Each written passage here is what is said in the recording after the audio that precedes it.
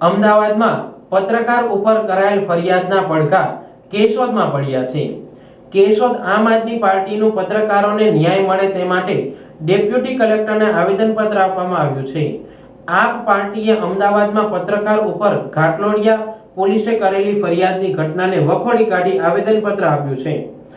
આજરોજ કેશોદ આમ આદમી દ્વારા અમારે જે અમદાવાદની અંદર જેમિંગ ચાંડેગરા ઉપર જે અન્યાય થયો છે, જે પત્રકાર છે, જે મીડિયા ચલાવી છે, આજે જે પત્રકાર છે એ ખરેખર લોકોની જનતાની જુબાન કહેવાય। અને જો આજે આ ભાજપની તાનાશાહી સરકાર જો જનતાની જુબાનને બંધ કરવાની કોશિશ કરશે તો આ ઇમરજન્સી જેવું ફરીથી આપણા દેશની અંદર સર્જન થશે। એના કરતાં એટલા માટે આજે ગુજરાતની અંદર અનેક જગ્યાએ અનેક લોકોની અનેક સંસ્થાઓ દ્વારા અનેક પાર્ટીઓ દ્વારા આજે જેમિંગ ચાંડેગરાને ન્યાય અપાવવા માટે થઈ અને હર જગ્યાએ કલેક્ટરમાં આવેદનપત્રો અપાય છે। તો આજે પણ અમે આમ આદમી પાર્ટી ટીમ દ્વારા એમને ન્યાય મળે એના માટે આવેદનપત્ર આપ્યું। જય હિન્દ, વંદે માતરમ।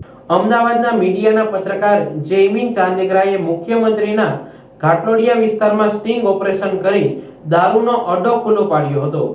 અમદાવાદ પોલીસે બુટલેગર ઉપર કડક કાર્યવાહી કરવાના બદલે પત્રકાર વિરુદ્ધ ખોટી રીતે ગુના નોંધ્યા હોવાના આપ પાર્ટીએ આક્ષેપ કર્યા છે। આ માટે કેશોદ આપ પાર્ટીના આગેવાનોએ પત્રકારને ન્યાય મળે તેવી માંગ કરી છે।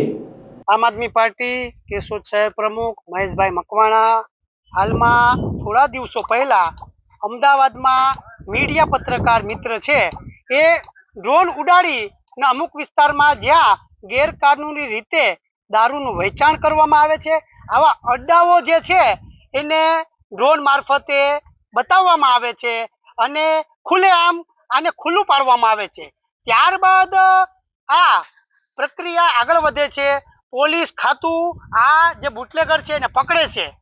બુટલેગરને તો પકડે જ છે, એટલો કાનૂની પ્રક્રિયા છે, પણ પત્રકાર મિત્ર જે મુખ્યમંત્રીના વિસ્તારમાં ગેરકાનૂની રીતે આવા દારૂના અડ્ડાઓ ચાલે છે તેને ઉજાગર કરે છે ત્યારે બીજા ત્રીજા દિવસે જ કે ભાઈ મુખ્યમંત્રીના વિસ્તારમાં ડ્રોન ઉડાડવાનું સખત મનાય છે। આવા જાહેરનામા બાબતે આ પત્રકાર મિત્રને એવી કલમો દ્વારા કેસ કરવામાં આવે છે કે તેનું કોઈ જાતની જામીન મંજૂર ટૂંક સમયમાં થાય જ નહીં।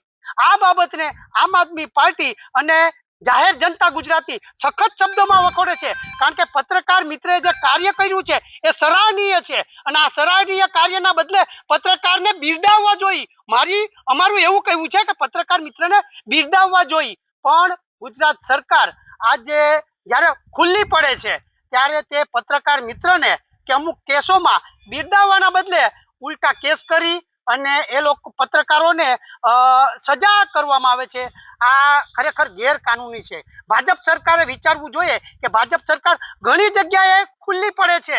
અત્યારે મારી નમ્ર વિનંતી છે કે તમે ઘણા કાંડોમાં ખુલ્લા પડ્યા છો તો હવે તમે કંઈક સુધરો તો સારી વાત છે।